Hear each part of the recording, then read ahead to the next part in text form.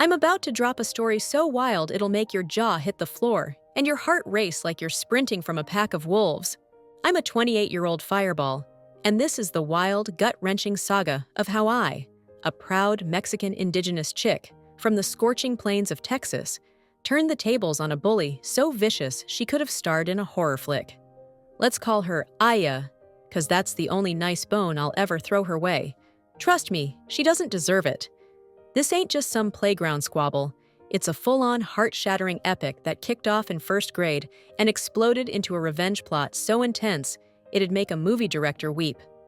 So grab a snack, settle in, and let's dive into the madness that shaped me and broke her. Picture little me, a 6-year-old bundle of joy, growing up in Texas where the sun's hotter than a jalapeno, and the only immigrants I knew were my Mexican fam and neighbors, filling my days with tacos and laughter. Then boom, first grade hits, and in struts Aya like she owns the place, this Ghanaian girl who'd lived there till she was 4 before her folks brought her to the States. She was the instant it girl, spinning tales of Africa that had me wide-eyed and obsessed. I mean, my world was all sombreros and salsa, so her stories were like magic. I bounced over, all giddy. "Aya, what's life like in Africa?" She flipped her hair, gave me this smug smirk, and goes, "A lot better than Mexico, duh." Oof, that stung like a bee, but I let it slide. Kids are dumb, right? She was just trying to flex her cool card. Oh, how wrong I was. Her snarky vibe turned into a full-on attack, always zeroing in on my Mexican roots like a heat-seeking missile. Fast forward to second grade, and we're learning this big, scary word: racism. My mama, a total queen, had sat me down at 7, teaching me the slurs that cut deep for us Latinos, like beaner, so I kinda got the gist. We're watching this MLK cartoon in class, and there's this scene where protesters get hauled off for no reason. I'm sitting there, heartbreaking, thinking, that's so messed up. Aya, though, turns to me with a glare that could melt steel and yells, "A beaner like you would never understand." Yup, beaner. A straight-up slur for Latin folks. Not as nasty as the N-word, but still a knife to the gut. I'm horrified, face burning, as the whole class gawks at me. My teacher. She just shrugs like it's no big deal, muttering, "It's just a word, just a bird citizen, sticks and stones," and goes back to the cartoon. Are you freaking kidding me? We're learning about civil rights, and I'm getting slurred in front of everyone? I was done. I bolted home, tears streaming down my face, and spilled everything to Mama. She was pissed, her eyes flashing, but she tried to calm me down, saying, "Baby, Aya probably didn't know that word's bad for us. Kids don't get it. Maybe she'll say sorry tomorrow." Oh, Mama, you sweet angel, you couldn't have been more wrong. For the next 4 years, Aya turned into a one-woman hate storm, slinging slurs at me like it was her full-time job, calling me a beaner who only eats beans, or a wetback who swam the Rio Grande. I begged her to stop, my voice cracking, tears falling, and I ran to every teacher, pleading for help. But they all acted like I was invisible. And it wasn't just the slurs. She came for my whole existence, trashing how I looked, my frizzy hair, my curvier body compared to the skinny girls. Not like she was a Victoria's Secret model either. She'd sneer, "Why you so big, huh? Too many tacos?" 4th grade? Total hell on earth. My mom started dating this dude who drank beer like it was water and smoked so much, I'm shocked our house didn't go up in flames. The stench clung to my clothes, and Aya sniffed it out like a bloodhound. It was DARE week. You know, that say no to drugs stuff. And Aya turned me into her personal poster child, pointing at me in front of everyone. "See her? That's what smoking does. It makes you stink so bad nobody can stand you." She'd plug her nose every time she passed me, and soon the whole school was whispering I never showered. That rumor stuck like glue, following me all the way to 6th grade, kids snickering behind my back. "Ew, there's the smelly girl." I'd cry myself to sleep, scrubbing my skin raw in the shower, but nothing erased the shame. Mama finally caught on that Aya wasn't slowing down. She was a freight train of hate. She started calling the school, demanding they do something, but all she got was, "Oh, it's just a little disagreement between classmates." She wrote notes for me to hand to my teachers, practically begging for help, but they'd just toss them aside like trash. By 5th grade, I was a wreck. Then the biggest blow hit. My abuelo, my hero, passed away, and the pain was so raw I still feel it today, like a hole in my chest that won't close. Word got around at school, and Aya sauntered over, her face all fake sad. "I'm so sorry your grandpa's gone." For a split second, I thought, maybe she's got a heart, maybe she'll stop. "Nope," she smirked. "It's sad he died to get away from you. I'd die too if I had an ugly granddaughter like you." She and her little crew burst out laughing, their cackles echoing in my ears as I broke down sobbing. My teachers. They didn't even blink, just let her keep going like it was all a big joke.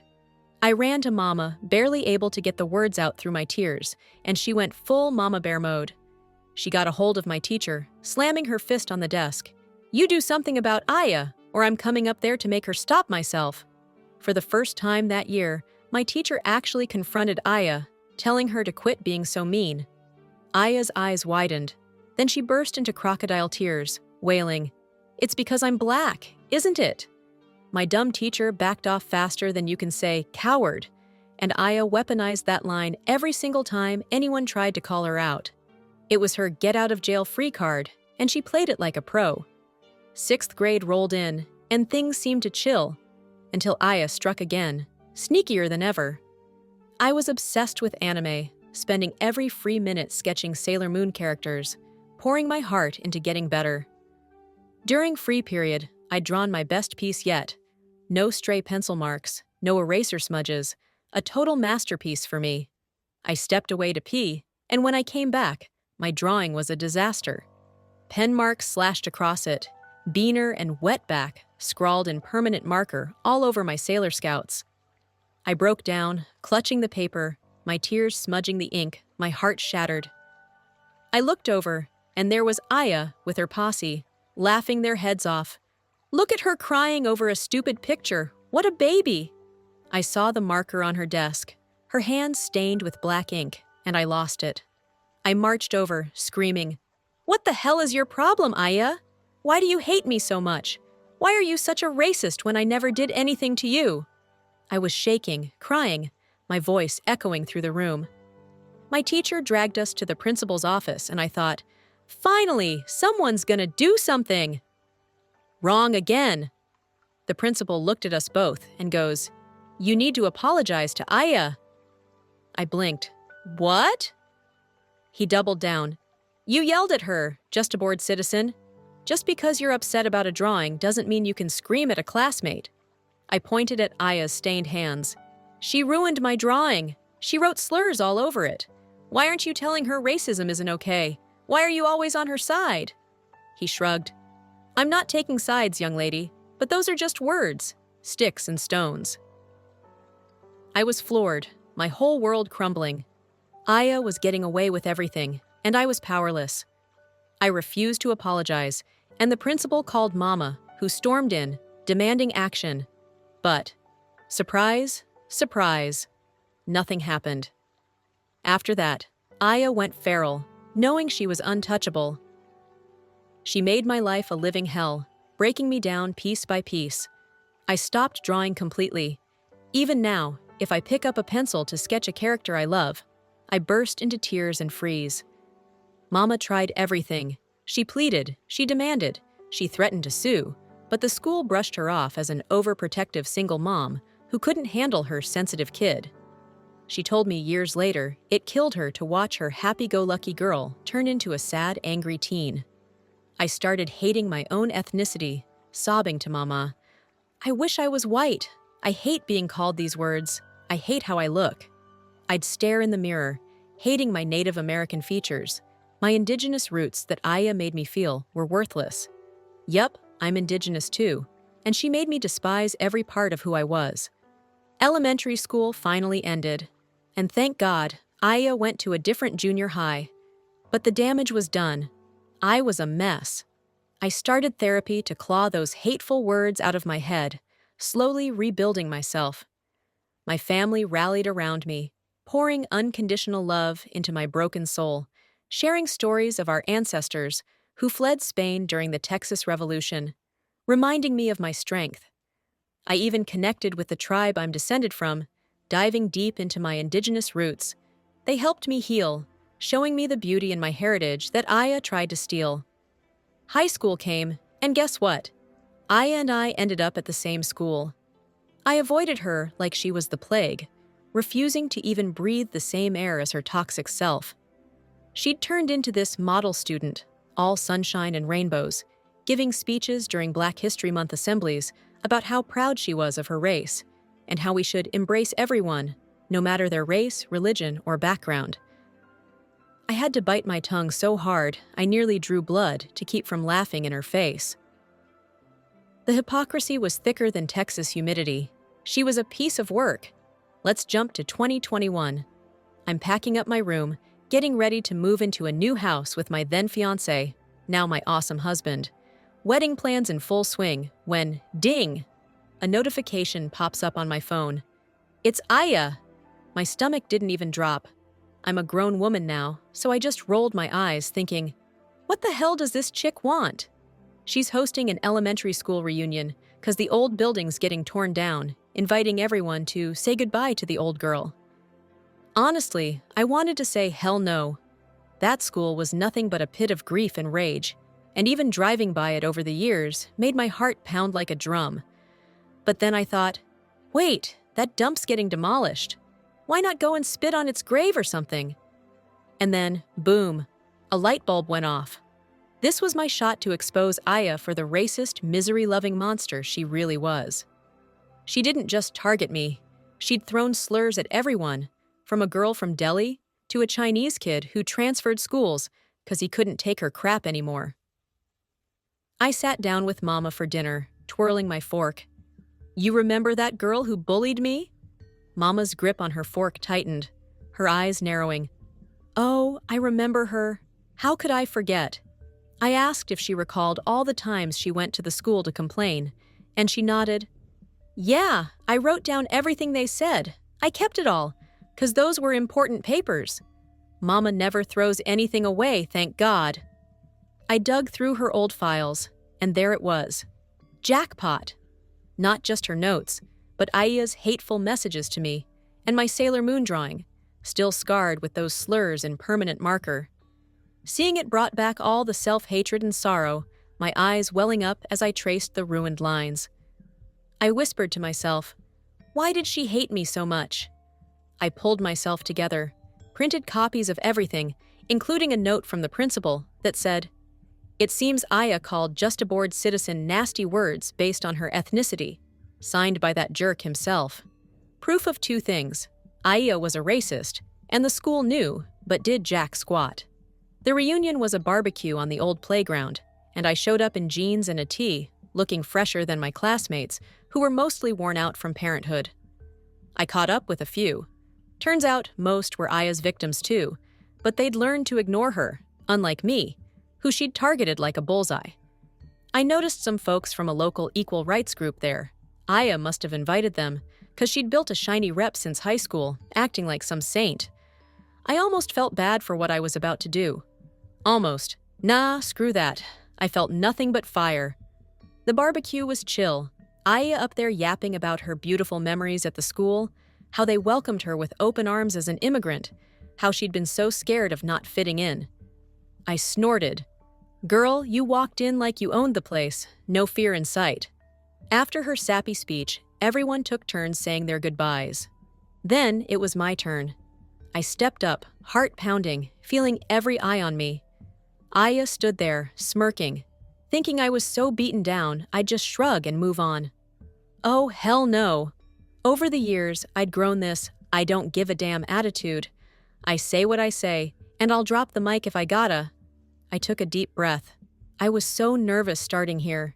It was new, and I thought it'd lead me to this big, bright future. But nah. This school brought me nothing but nightmares, garbage teachers, and a bully who broke me so bad my mom had to spend thousands on therapy just so I could function. I turned to Aya, locking eyes. You're the American dream, Aya. An immigrant who made it big in this crazy country. Then, in the same smug tone she'd used on me 20 years ago, I hit her with, "I'm so glad you grew out of your racism." The crowd gasped, and I walked off, head high, leaving her stunned. And those notes Mama kept? I sent them anonymously to that equal rights group, spilling the tea that their star volunteer was a fraud. I figured that'd be the end of it, but oh my God, I had no idea the storm I'd just unleashed. Aya's whole world came crashing down. The group leader was pissed, kicking her out on the spot, saying she was a terrible example for the people they helped. Her fiancé dumped her cold, she got fired from her job, and get this, her parents had no clue about her bullying past because the principal never bothered to tell them back then. They were furious, demanding to know where she got this attitude. Turns out, her dad worked in a global business, traveling to and from Ghana, working with all kinds of people. On top of that, my old principal lost this big fancy award she'd gotten for her contributions to the district when the superintendent got a mysterious envelope with Mama's notes. He was livid too. The district sent apologies to me and Aya's other victims. Some accepted just to move on, but I told them, "Too little, too late, y'all can shove it." Some classmates hit me up, saying I should have let it go. But here's the thing, I did get over it. I just wanted to close that chapter for good, but seeing Aya's name in that email lit a fire in me. Knowing she was out there preaching equality while being a total hypocrite, I needed her to feel as broken as I did. Mama stayed neutral. I don't blame her. She did everything she could back then, and I'm grateful, because I've seen Reddit stories where parents do nothing for their bullied kids. I'm in a way better place now, married, moved out of state, and happy as hell. Aya tried reaching out, demanding I apologize for ruining her life, but I blocked her faster than you can say, "Bye, Felicia." I'll never know why she hated me so much. I wasn't mean to her. I thought her African roots were dope. I loved her culture. I also wish I could draw again. It was my escape from a rough life, not just her bullying. But I'm damn proud I reclaimed my love for being Mexican and indigenous, because she made me feel worthless for it. So that's the tea on how I wrecked my racist bully's life. With a twist. She was black, I'm Mexican. Her words might have been just words to some, but they were slurs that cut deep, as bad as the N-word for black folks. And it shows anyone can be a racist, even black people. I'm not saying all black people are racist. I've met amazing ones who truly fight for equality. I kept this to myself till the awful attacks on Asian Americans during the pandemic sparked debates on hate crimes. We're still far from true equality, race, gender, religion, orientation, but we're inching forward, bit by bit. Sorry for the long post, I just needed to get this off my chest. Don't turn the comments into a debate, please. I'm not here to start drama, just to share my revenge. Edit. Okay, I meant it when I said I wasn't trying to start anything, but since some of y'all are doubting me, not shocked, let me break it down. Why'd I still have those notes? This was the early 2000s, pre-social media. Mama saved them, because she was planning to take it to the district. But by the time she could, elementary ended, and Aya went to a different junior high. How'd Aya learn those slurs? She saw my reaction the first time she called me Beaner. Bullies live for that. The bigger the reaction, the better. I told her it was a slur, but she didn't care. And why'd the district apologize? They were already in hot water over a similar bullying lawsuit. They just wanted to dodge more legal mess. I don't care about that school anymore. It can burn for all I care.